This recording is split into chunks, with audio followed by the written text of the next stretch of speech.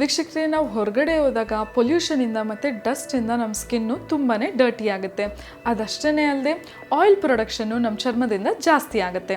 So ಇವತ್ತು ನಾನು ಆ ಡರ್ಟನ್ನ ಮತ್ತು ಆಯಿಲ್ನ ತೆಗೆಯೋದಕ್ಕೆ ಹೇಗೆ ಮನೇಲೇ ಪ್ಯಾಕ್ ಮಾಡ್ಕೊಬೋದು ಅನ್ನೋದನ್ನ ತೋರಿಸ್ಕೊಡ್ತೀನಿ. ಈ ಪ್ಯಾಕಿಗೆ ನಾವು ಎಲ್ಲನೂ ನ್ಯಾಚುರಲ್ ಇಂಗ್ರೀಡಿಯೆಂಟ್ನ ಬಳಸ್ತಾ ಇರೋದು, ಹಾಗಾಗಿ ನಿಮ್ಮ ಸ್ಕಿನ್ನು ಹೆಲ್ದಿಯಾಗಿರುತ್ತೆ. ಬನ್ನಿ ಇದನ್ನು ಹೇಗೆ ಮಾಡೋದು ಅಂತ ನೋಡೋಣ. ಇನ್ನೂ ಯಾರೆಲ್ಲ ವಿಜಯ್ ಕರ್ನಾಟಕ ಚಾನಲ್ನ ಸಬ್ಸ್ಕ್ರೈಬ್ ಮಾಡಿಲ್ವೋ ಸಬ್ಸ್ಕ್ರೈಬ್ ಮಾಡೋದಕ್ಕೆ ಮರಿಬೇಡಿ. ಶುರು ಮಾಡ್ಕೊಳ್ಳೋಣ ನಮ್ಮ ಪ್ಯಾಕ್ ಮಾಡ್ಕೊಳ್ಳೋದಕ್ಕೆ. ವೀಕ್ಷಕರೇ, ನಮ್ಮ ಪ್ಯಾಕ್ ಮಾಡ್ಕೊಳ್ಳೋದಕ್ಕೆ ನಾ ಎಲ್ಲ ಇಂಗ್ರೀಡಿಯೆಂಟು ಇಟ್ಕೊಂಡಿದ್ದೀನಿ.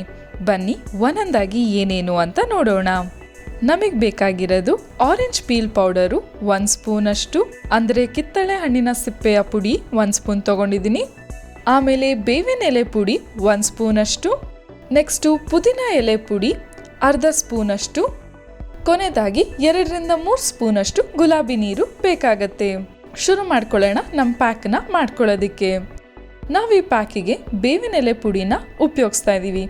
ಯಾಕೆಂದರೆ ಬೇವಿನ ಎಲೆ ಪುಡಿ ಚರ್ಮದಲ್ಲಿರುವಂಥ ಕೊಳೆಯನ್ನು ತೆಗೆಯುತ್ತೆ ಮತ್ತು ಎಣ್ಣೆ ಅಂಶನ ತೆಗೆಯುತ್ತೆ. ಈವನ್ ಇಂಪ್ಯೂರಿಟೀಸ್ ಇದ್ದರೆ ಅದನ್ನು ಕೂಡ ತೆಗೆದು ಅದ್ರ ಜೊತೆ ಬ್ಲ್ಯಾಕ್ ಹೆಡ್ಸು ಮತ್ತು ವೈಟ್ ಹೆಡ್ಸ್ ಜೊತೆ ಫೈಟ್ ಮಾಡುತ್ತೆ. ಈ ಬೇವಿನ ಎಲೆ ಪುಡಿಗೆ ನಾವು ಆರೆಂಜ್ ಪೀಲ್ ಪೌಡರ್ನ ಹಾಕೊಳ್ಳೋಣ.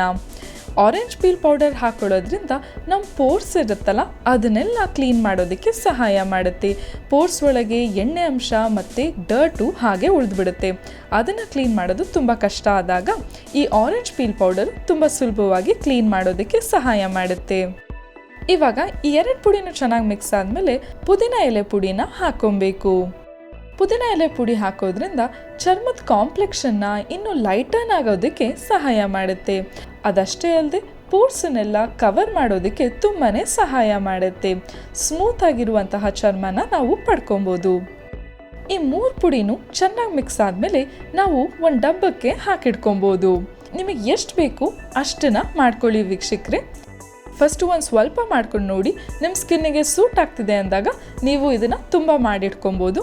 ಇದನ್ನು ನಿಮ್ಮ ಬಾತ್ರೂಮ್ ಸ್ಟ್ಯಾಂಡಲ್ಲಿ ಇಟ್ಕೊಳ್ಳಿ. ಇವಾಗ ಇದನ್ನು ಹೇಗೆ ಬಳಸೋದು ಅಂತ ತೋರಿಸ್ತೀನಿ.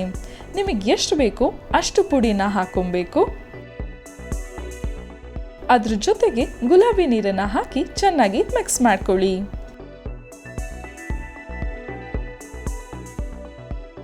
ಚೆನ್ನಾಗಿ ಮಿಕ್ಸ್ ಆದಮೇಲೆ ನೀವು ಈ ಪ್ಯಾಕನ್ನು ಫೇಸಿಗೆ ಅಪ್ಲೈ ಮಾಡ್ಕೊಬೋದು.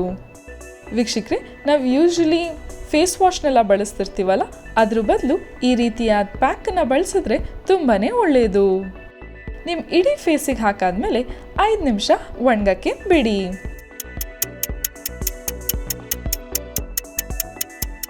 ಆಮೇಲೆ ನಿಮ್ಮ ಫೇಸ್ನ ವಾಶ್ ಮಾಡ್ಕೊಂಡು ಬರ್ಬೋದು. ನೋಡಿ ಎಷ್ಟು ಕ್ಲೀನಾಗಿ ಕಾಣಿಸ್ತಿದೆ ಅಲ್ವಾ? ನೀವು ಕೂಡ ಟ್ರೈ ಮಾಡಿ ನೋಡಿ. ನೋಡಿದ್ರಲ್ಲ ವೀಕ್ಷಕರೇ, ಎಷ್ಟು ಸುಲಭವಾಗಿ ಮಾಡ್ಕೊಬೋದು ಅಂತ. ನಾವು ಯೂಶ್ವಲಿ ಫೇಸ್ ವಾಶನ್ನೆಲ್ಲ ಬಳಸ್ತಾ ಇರ್ತೀವಿ ನಮ್ಮ ಫೇಸನ್ನ ನೀಟ್ ಮಾಡ್ಕೊಳ್ಳೋದಕ್ಕೆ. ಅದ್ರ ಬದಲಾಗಿ ಒಂದೊಂದು ಸತಿ ಈ ರೀತಿ ಪ್ಯಾಕ್ ಮಾಡಿಕೊಂಡ್ರೆ ನಿಮ್ಮ ಚರ್ಮ ಆರೋಗ್ಯವಾಗಿ ಇರುತ್ತೆ. ಮುಂದಿನ ಸಂಚಿಕೆಯಲ್ಲಿ ನಾನು ನಿಮಗೆ ಇನ್ನೊಂದು ಟಿಪ್ಸ್ ಬಗ್ಗೆ ತಿಳಿಸ್ಕೊಡ್ತೀನಿ. ಈ ವಿಡಿಯೋ ಇಷ್ಟ ಆದಲ್ಲಿ ಲೈಕ್ ಮಾಡಿ, ಕಮೆಂಟ್ ಮಾಡಿ, ಶೇರ್ ಮಾಡಿ. ಇನ್ನು ವಿಜಯ್ ಕರ್ನಾಟಕ ಚಾನಲ್ನ ಸಬ್ಸ್ಕ್ರೈಬ್ ಮಾಡಿಲ್ಲ ಅಂದರೆ ಸಬ್ಸ್ಕ್ರೈಬ್ ಮಾಡೋದಕ್ಕೆ ಮರಿಬೇಡಿ. ಧನ್ಯವಾದ. ನಾನು ನಿಮ್ಮ ಸಾರಿಕಾ.